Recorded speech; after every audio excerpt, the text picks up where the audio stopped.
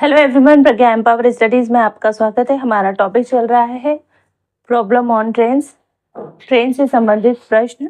तो स्टार्ट करते हैं। देखिए, क्वेश्चन है, क्रमशः 100 मीटर तथा 120 मीटर लंबी दो रेलगाड़ियां समांतर पटरी पर एक ही दिशा में क्रमशः 72 किलोमीटर प्रति घंटा तथा 54 किलोमीटर प्रति घंटा की चाल से चल रही है। मिलने के कितने समय के बाद पहली रेलगाड़ी दूसरी गाड़ी को पार कर जाएगी? हमको टाइम ज्ञात करना है कि किस समय के बाद, मिलने के बाद कितने समय में एक दूसरे को पार कर जाएगी, है ना। दो ट्रेन है, ए और बी, एक समांतर पटरी पर है ना, ए और बी। अब आगे पीछे हो सकती है ना, यहाँ कहीं होगी बी, तभी तो मिलेगी। ए की दिशा भी ये है, बी की दिशा पर भी है। अब ये कहीं ए जाएगी आगे और ये भी बढ़ेगी, तो हो सकता है यहाँ कहीं जाके दोनों मिल जाए, यानी ये यहाँ तक पहुंच जाए और ये यहाँ पहुंच, यहाँ मिल जाएगी। फिर ए की चाल ज्यादा है, 72 किलोमीटर प्रति घंटा है ना, और इसकी 54 किलोमीटर पर आवर ना, 72 किलोमीटर पर आवर, और इसकी है 54 किलोमीटर पर आवर। ठीक है, तो ये मिलने की कितने समय बाद पहली रेलगाड़ी बी को पार कर जाएगी? तो देखो, जब ये यहाँ पर कहीं मिलेगी, सपोज इसकी लंबाई इतनी और इसकी इतनी, तो हमने तो देखा है कि जब भी ये कॉन्सेप्ट तो हमको पता है कि तो जब दोनों पहली रेलगाड़ी दूसरी रेलगाड़ी से जैसे मिली, यहाँ पर हम ये मिल गई इस समय पर, ये इसका छोर, ये वाली इसका छोर इस डायरेक्शन में जा रही, तो इस वाली रेलगाड़ी के द्वारा इस रेलगाड़ी को पार करने में चली गई दूरी क्या होगी? यहाँ से तो इसने पार करना शुरू की, है ना, फिर ये आगे बढ़ेगी, यहाँ कहीं पहुंचेगी। जब इसका एंड, पहली वाली का एंड ना, लास्ट बोगी और इसका इंजन जब एक दूसरे के बिल्कुल ऐसे बराबर हो जाएगा तभी पार हो जाएगी। तो इस पहली रेलगाड़ी द्वारा दूसरी रेलगाड़ी को पार करने में चली गई दूरी क्या होगी? दोनों की लंबाई के बराबर। और हमने तो ये पहले ही कॉन्सेप्ट समझ लिया है कि जब दो रेलगाड़ियां या कोई रेलगाड़ी किसी अदर ऑब्जेक्ट को पार करती है जिसकी लंबाई नगण्य नहीं होती, लंबाई काफी ज्यादा होती है ना, लंबाई अच्छी खासी होती है, तो दोनों की लंबाइयों का योग हो जाता है। तो यहाँ पर भी हमेशा योग ही होगा, दोनों की लंबाई आपस में जोड़ेगी, ऐड होगी, है ना, लंबाइयों का एडिशन होगा। तो कुल मिला के ये है कि चली गई दूरी तो दोनों की लंबाइयों का योग होगी। लेकिन क्योंकि ये एक ही दिशा में चल रही है और ये दोनों भी चल रही है, तो ये पहली वाली तो अपनी 72 किलोमीटर पर आवर की स्पीड से चलेगी, लेकिन ये ना, ये भी तो 54 किलोमीटर पर आवर की स्पीड से चल रही है। तो ये क्या होगा, थोड़ा तो इसको अपोज करेगी, क्योंकि ये तो इसको देरी से ही पकड़ पाएगी, थी ऑलरेडी ये भी चल रही है। और जब ये दोनों एक दूसरे के बराबर आ जाएगी, मिल जाएगी, तभी ये तो चलेगी ना। 54 वाली बी वाली जो रेलगाड़ी तब भी चली रही होगी। तो क्या होता है, ऐसी स्थिति में जो एक रेलगाड़ी को दूसरी रेलगाड़ी पार करने आसानी से नहीं देती, वो भी तो चल ही रही है, तो ना कुछ उसकी चाल को कम करती है। क्योंकि अगर ये रुकी होती तो ये अपनी चाल से इसको पार कर जाती, बट अगर ये चल रही है तो इसकी चाल का ये अपोज करेगी, है ना। तो इसलिए इन दोनों की चाल क्या होती है? रिजल्टेंट चाल या सापेक्ष चाल, यानी इसके सापेक्ष इसकी चाल क्या हो जाएगी? थोड़ी घटेगी। तो कितनी घटती है? पहली वाली में से दूसरी वाली को घटा देंगे, है ना, तो उनकी क्या हो जाएगी? सापेक्ष चाल हो जाएगी। बी के सापेक्ष ए की चाल हो जाएगी, है ना। और यही बात ज्ञात करना है ना, कि मिलने कितने समय बाद पहली गाड़ी दूसरी गाड़ी को पार कर जाएगी, क्योंकि यही आगे निकलेगी। अब जब ये एक दूसरे से मिल जाएगी और बराबर चलेगी तो आगे तो 72 वाले ही निकलेगी, है ना। पर अगर ये रुकी होती तो ये जल्दी निकल जाती, पर ये चल रही है तो थोड़ी सा लेट होगी, मतलब उसकी चाल में कमी आएगी। तो ये सब बातें मैंने समझा दी। हर बार इसलिए समझाती हूँ कि क्योंकि अगर कोई नया बच्चा आता है तो उसको समझ में आ जाए। वैसे मैं ये सारे बेसिक्स आपको पहले क्लास में बता चुकी हूँ, जितने भी ट्रेन से रिलेटेड बेसिक्स आपको एक क्लास मिलेगी जिसमें सारे बेसिक्स कितने टाइप के क्वेश्चन होते हैं ये सब मैं बता चुकी हूँ।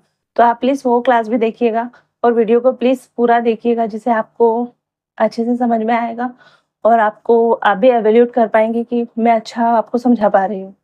ठीक है, तो क्वेश्चन पे आते हैं, है ना। तो दोनों रेलगाड़ियों की लंबाई, ये सब दिया होता है, दिया है ऐसा हम लिखते हैं ना, तो ये जो भी डेटा हमारे पास गिवन है वो लिख लेना चाहिए। तो 100 मीटर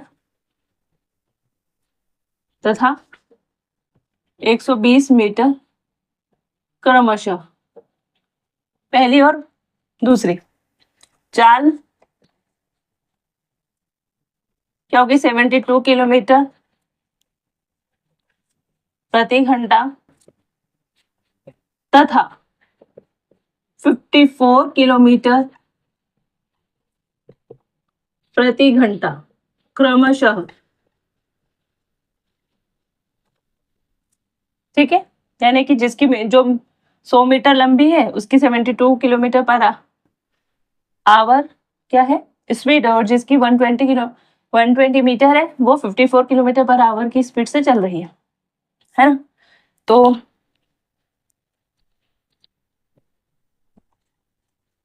दोनों रेलगाड़ियां समान दिशा में चल रही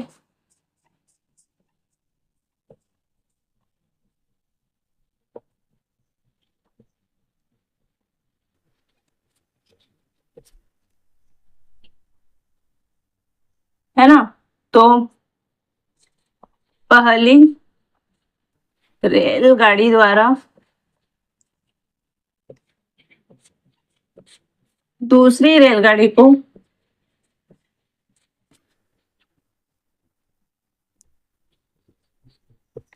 पार करने में लगा समय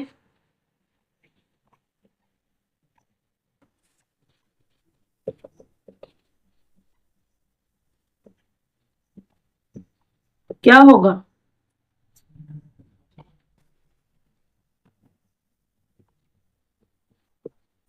दोनों की लंबाई का योग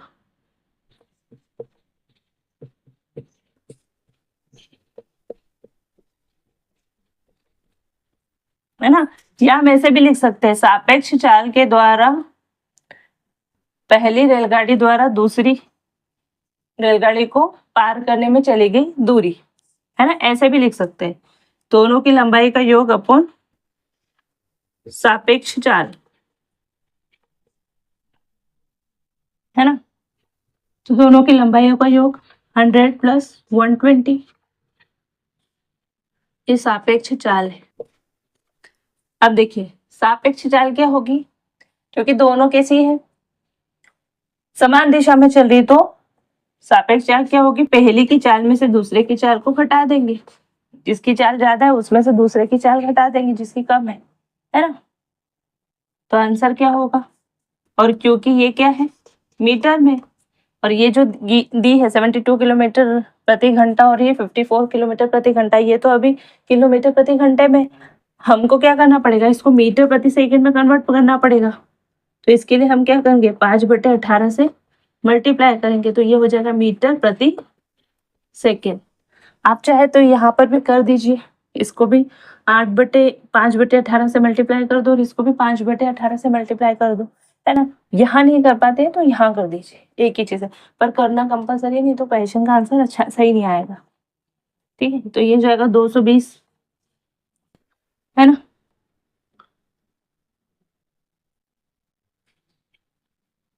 ठीक है,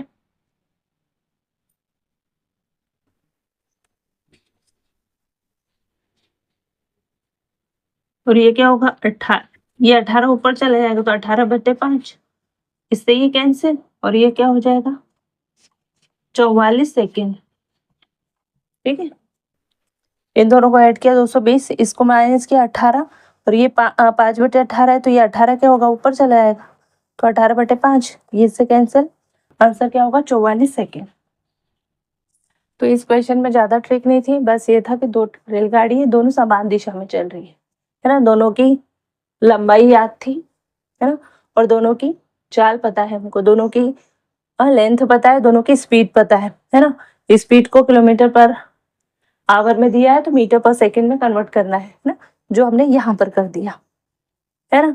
क्योंकि दोनों समान दिशा में चल रही है तो रिजल्टेंट इनकी जो परिणामी चाल होगी या सापेक्ष गति होगी वो क्या हो जाएगी, दोनों की गतियों को घटाने से जो बनेगी वो, यानी कि पहली में से दूसरी को घटा देंगे, जो हमने यहाँ घटाया है। सापेक्ष चाल क्या है, क्योंकि समान दिशा में इसलिए इन दोनों की चालों का अंतर सापेक्ष चाल हो जाएगी, है ना। क्योंकि ये वाली भी चाल, ये 72 किलोमीटर पर आवर वाली इसको पार जरूर करेगी, लेकिन इसका अपोज भी करेगी, क्योंकि ये जल्दी करने नहीं देगी ना, ये भी तो रनिंग में है, ये भी चल रही है, ये भी गति में है, तो क्या होगा, माइनस हो जाएगी सापेक्ष चाल। और दूसरा, हमने हमेशा ही देखा है कि जो दूरी है, चली गई दूरी है, वो दोनों ऑब्जेक्ट की चली गई दूरियों के बराबर होती है, मतलब दोनों की लंबाई के बराबर होती है ना। इसलिए पहली रेलगाड़ी की लंबाई और दूसरी रेलगाड़ी की लंबाई के बराबर वो एक दूसरे को पार करने में जो है समय लेती, चाहे समय समान दिशा में हो या विपरीत दिशा में, है ना। पार करने के लिए चली गई दूरी कितनी होती है, दोनों की लंबाई के योग के बराबर, दोनों की लंबाई का योग कर लिया तो चली गई दूरी हो जाती है, ठीक है। यानी ये वाली गाड़ी इसको पार करेगी तो दोनों की लंबाई के बराबर की दूरी को वो चलेगी पार करने में, बस। तो दोनों की लंबाई का योग बटे सापेक्ष चाल, तो ये सापेक्ष चाल क्या होगा, माइनस हो जाएगा। हमेशा याद रखना, दूरी हमेशा जुड़ेगी, लंबाई दूरी ज्ञात करना हो तो लंबाई ये दोनों की जुड़ जाएगी, और सापेक्ष चाल क्या होगा, समान दिशा में होगी तो घटेगी और विपरीत दिशा में होगी तो जुड़ेगी। समान दिशा में थी, घटा दिया, बस इतना याद रखना, ये लॉजिक है। मीटर पर सेकंड में कन्वर्ट करने के लिए 5/80 से मल्टीप्लाई करना, आंसर आ जाएगा 44। आई होप ये क्वेश्चन आपको अच्छे से समझ में आया होगा, कॉन्सेप्ट भी मैं आपको हर बार बताती हूँ, है ना। तो आप चाहे तो पहली क्लास देख लीजिएगा, जिसमें मैंने सारे कॉन्सेप्ट आपको रेलगाड़ी से संबंधित, तो ट्रेन की प्रॉब्लम से संबंधित जितने भी कॉन्सेप्ट है वो सब बताए हैं, और हर क्वेश्चन के साथ भी बताती हूँ, क्योंकि अगर कोई नया स्टूडेंट है तो वो भी समझ जाएगा। अगर आपको वीडियोस अच्छे लगते हैं प्लीज़ चैनल को सब्सक्राइब कीजिएगा, वीडियोस को लाइक कीजिएगा, अपने फ्रेंड सर्कल में शेयर कीजिएगा, मुझे सपोर्ट कीजिएगा। मिलते हैं नेक्स्ट वीडियो में, तब तक के लिए जय हिंद, जय भारत, थैंक यू।